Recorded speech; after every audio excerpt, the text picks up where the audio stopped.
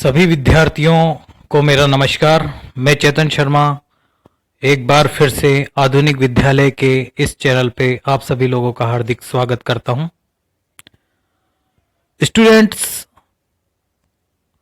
Social science कक्षा 9th Bharat और समकालीन विश्व के पार्ट सेकंड फ्रांस की क्रांति को लेकर मैं आप सब लोगों के साथ एक बार फिर से पिछले पार्ट 1 में हमने जाना कि 14 जुलाई 1789 को किस तरह से बास्तिल के दुर्ग का पतन कर दिया गया और इस क्रांति के जिम्मेदार या फिर इस क्रांति के जो प्रमुख कारण थे, जिसमें सम्राट लुई 16 के गद्दी पे बैठने के समय फ्रांस की दयनीय स्थिति, फ्रांस में सामाजिक और आर्थिक असमानता और जनसाधारण यानी तृतीय स्टेट के द्वारा दिए जाने वाले करों के प्रकार के बारे में जाना। स्टूडेंट, पिछले पार्ट में एक जगह अमेरिका स्वतंत्रता संग्राम का उल्लेख आता है, जिसमें अमेरिका के स्वतंत्रता संग्राम के दौरान फ्रांस का अमेरिका के साथ देना, जिसमें फ्रांस ने अमेरिका का साथ दिया था और अमेरिका में 13 उपनिवेश थे इंग्लैंड के। मेरे मुंह से फ्रांस के उपनिवेश निकल गया था गलती से, आप उसको इंग्लैंड के उपनिवेश मानिए। जैसे भारत इंग्लैंड का उपनिवेश था, वैसे ही अमेरिका में 13 उपनिवेश थे इंग्लैंड के। इंग्लैंड ने दुनिया भर में 70 से भी ज्यादा उपनिवेश बनाए हैं भारत सहित।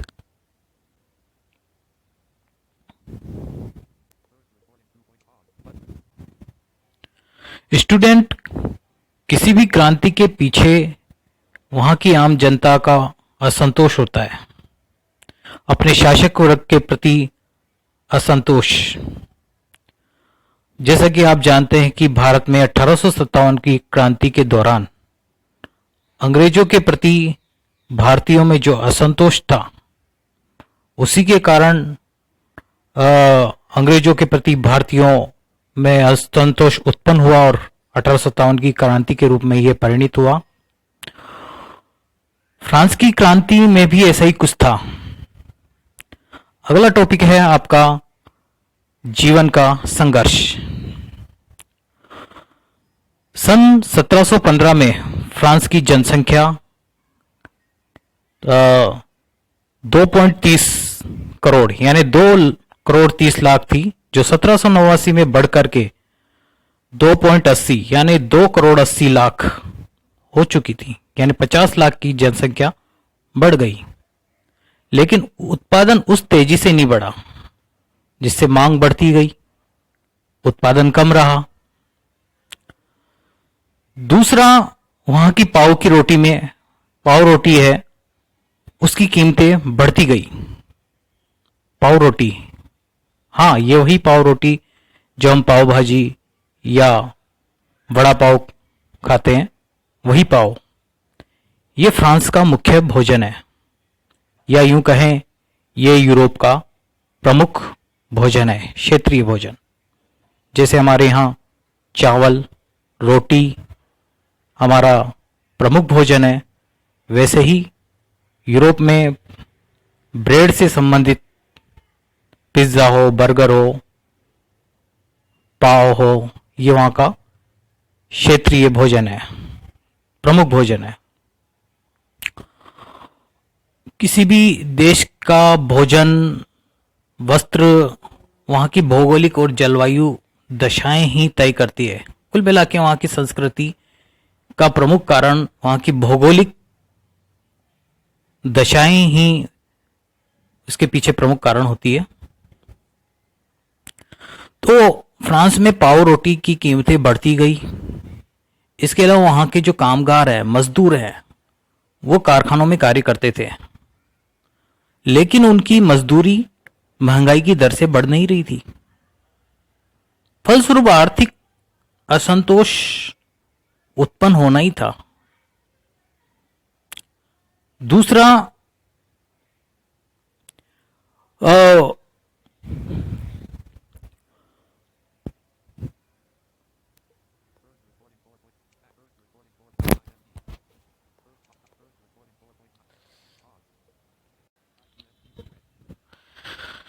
यह स्थिति और भी बदतर जब हो जाती जब अकाल पड़ जाता, सूखा पड़ जाता, ओलावृष्टि हो जाती। ऐसी स्थिति में दो वक्त की रोटी भी नसीब नहीं हो पाती, यानी रोजी रोटी का संकट उत्पन्न हो जाता। और ऐसा राजतंत्रीय व्यवस्था में फ्रांस के अंदर आम बात थी होना। राजतंत्र का मतलब है राजा का शासन। आज दुनिया भर की देशों में लोकतंत्र की स्थापना हो चुकी है, लेकिन उस समय अधिकतर देशों में, अधिकतर क्या लगभग सभी देशों में राजतंत्रीय व्यवस्था होती थी।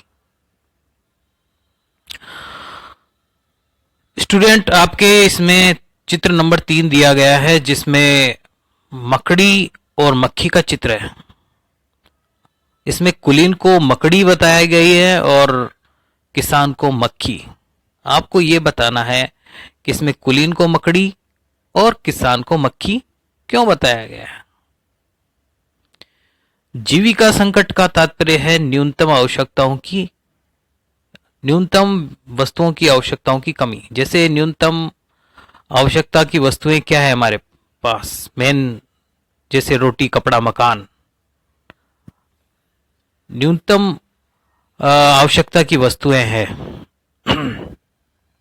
अनाम दूसरा शब्द है जिसमें किसी का नाम ना हो। आपको यह बताना है जीविका संकट क्यों होता है। 2 प्रश्न हो गए आपके लिए। एक तो चित्र में कुलीन को मकड़ी और किसान को मक्खी क्यों बताया गया है।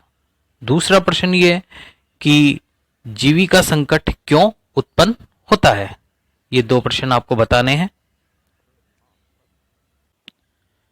स्टूडेंट, चित्र नंबर 4 में जीविका संकट चक्र का एक चित्र दिया गया है, जो आप पुस्तक में देख सकते हैं। 3rd पॉइंट है उभरता हुआ मध्यम वर्ग और विशेषाधिकारों का अंत। स्टूडेंट, अकाल पड़ने पर या टैक्स को बढ़ाने पर किसानों और मजदूरों के द्वारा विद्रोह पहले भी किया जाता रहा है, लेकिन अब की बार इस क्रांति से पूर्व भी, लेकिन इनके पास कोई दिशा नहीं थी कि ये सामाजिक और आर्थिक व्यवस्था में कोई बुनियादी बदलाव कर सके। लेकिन अब की बार इनके पास एक ऐसा वर्ग था, मध्यम वर्ग, जो पढ़ा लिखा था। देखिए स्टूडेंट, किसी भी क्रांति में मध्यम वर्ग उसका नेतृत्व करता है और जो असंतोष उत्पन्न होता है वह मजदूर और किसान में।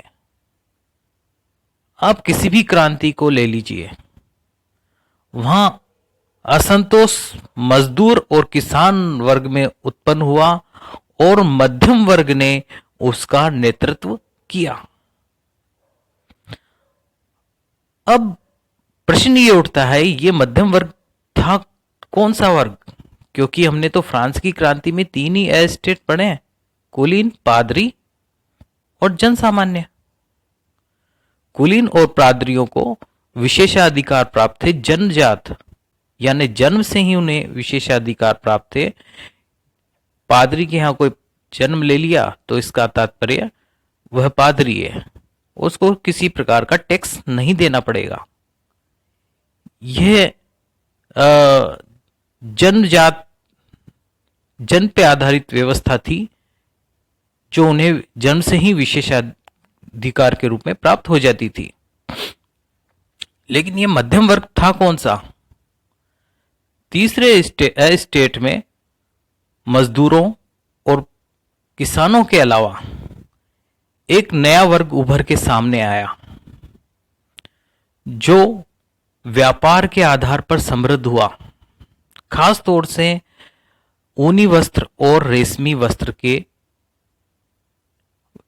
उत्पादन और उसके निर्यात के आधार पर।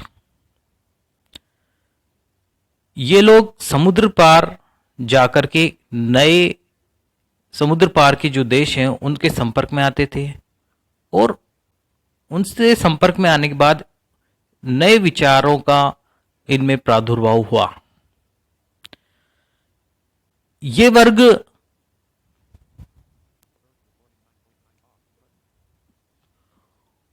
ऊनी और सूती वस्त्र के व्यापार के आधार पर, व्यापार के बल पर काफी समृद्ध हो चुका था। इसके के अलावा इस मध्यम वर्ग में कुछ प्रशासनिक व्यवस्था के लोग भी शामिल थे और कुछ वकील भी थे जो पढ़े लिखे थे और इनका ये मानना था कि विशेषाधिकार जन्म के आधार पर नहीं बल्कि योग्यता के आधार पर होना चाहिए, यानी सामाजिक हैसियत का आधार योग्यता होनी चाहिए। स्टूडेंट, फ्रांसीसी क्रांति में मध्यम वर्ग का योगदान तो था ही, इसके अलावा दार्शनिकों का भी प्रभाव बहुत अधिक पड़ा, जैसे John Locke, Rousseau, Montesquieu. Rousseau के लिए तो नेपोलियन ने कहा अगर रूसो नहीं होता तो शायद फ्रांस की क्रांति नहीं होती। जॉन लॉक ने अपनी पुस्तक टू टीट्राइज ऑफ गवर्नमेंट यानी शासन पर 2 निबंध में उसने देवीय सिद्धांतों, राजा को जो देवीय सिद्धांतों और निरंकुशता का खंडन किया। देवीय सिद्धांत का तात्पर्य राजा अपने आप को ईश्वर का प्रतिनिधि मानता था और उसकी शक्तियों पर किसी प्रकार का कोई अंकुश नहीं था, जिसका खंडन जॉन लॉक ने किया। इसके अलावा रूसो ने अपनी पुस्तक सोशल कॉन्ट्रैक्ट, सामाजिक संविधा में जन सामान्य और उसके प्रतिनिधियों के बीच एक समझौता करवा के एक नया सिद्धांत दिया। मॉन्टेस्क्यू ने अपनी पुस्तक द स्पिरिट ऑफ लॉज में शक्ति पृथक्करण के सिद्धांत का प्रतिपादन किया, जिसमें उसने बताया कि शासन की शक्तियां एक व्यक्ति के हाथ में न होकर के और यह पृथक पृथक होनी चाहिए, यानी कानून बनाने की शक्ति और उसे लागू करने की शक्ति और उसकी व्याख्या करने की शक्ति अलग अलग व्यक्तियों के हाथ में होनी चाहिए, जिसमें कार्यपालिका, न्यायपालिका और व्यवस्थापिका का प्रतिपादन किया।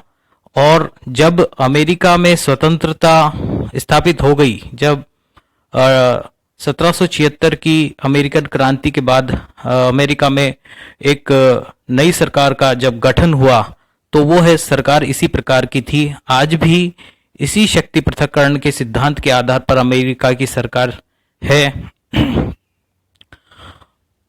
और जब अमेरिका में नया संविधान बना, वहाँ के जो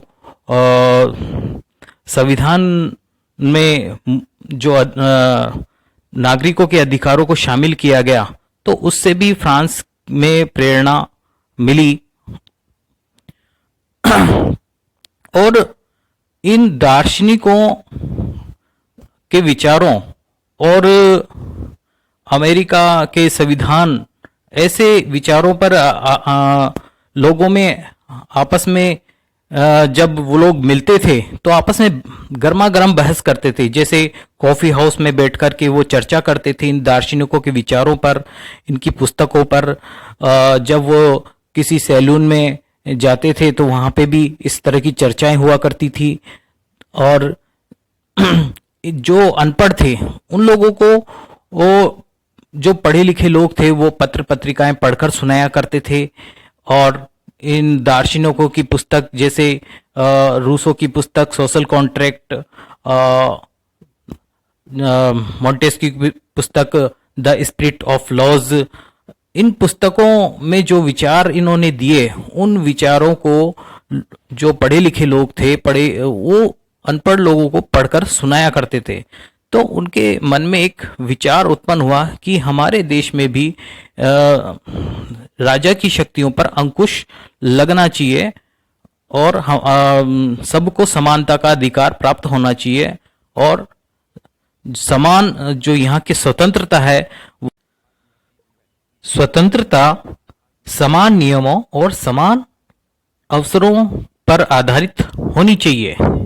यानी समाज ऐसा होना चाहिए जो स्वतंत्रता और समानता पर आधारित होना चाहिए और उनको समान अवसर प्राप्त होने चाहिए।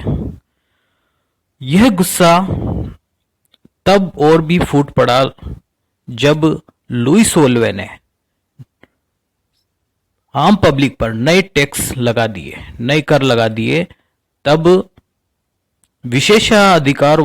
विशेषाधिकार वाले लोगों पर जो आम पब्लिक का गुस्सा था वो और भी अधिक फूट पड़ा। स्टूडेंट, अंत में मैं आपको एक होमवर्क देना चाहूंगा। फ्रांस की क्रांति के प्रमुख कारणों पर संक्षिप्त टिप्पणी लिखिए। इसमें आप कुछ पॉइंटों खुद भी बना सकते हैं, कुछ पॉइंट क्रिएट कर सकते हैं जो अब तक आपने सुना पढ़ा, उस पर आप नए पॉइंट क्रिएट कर सकते हैं। मैं भी आपको कुछ नए पॉइंट बता देता हूं। जैसे पहला पॉइंट, सामाजिक असमानता, आर्थिक असमानता, मध्यम वर्ग का उदय, दार्शनिकों का प्रभाव, अमेरिकी क्रांति से प्रेरणा, बढ़ती हुई जनसंख्या और तात्कालिक कारण। तात्कालिक कारण किसी भी क्रांति में आप देखिए, तात्कालिक कारण महत्वपूर्ण होता है। यह कारण वैसे ही होता है जैसे पेट्रोल बिछा दिया और बस चिंगारी लगनी बाकी है। 1857 की क्रांति में तात्कालिक कारण था गाय और सुअर की चर्बी। वैसे ही फ्रांस की क्रांति में भी तात्कालिक कारण था। मैंने अभी तक आपको तात्कालिक कारण के बारे में नहीं बताया है। आगे वैसे इसके बारे में अपन चर्चा करेंगे, लेकिन फिर भी मैं कुछ बता देता हूं। स्टेटस जनरल इसका तात्कालिक कारण था, अर्थात स्टेटस जनरल की बैठक बुलाई जाती थी। जब भी राजा को नए टैक्स लगाने होते थे तो वह स्टेटस जनरल की बैठक बुलाता था और उसके बाद ही टैक्स लगाए जाते थे।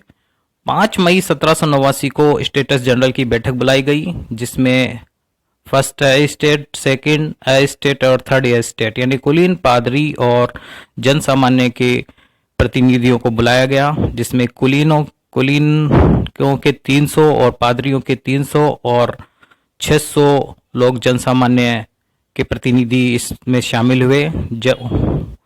और ये जो कुलीन और पादरियों को आमने सामने चेयर्स पे बैठा दिया गया और जो जनसाधारण थे वो चारों तरफ उनको खड़ा कर दिया गया।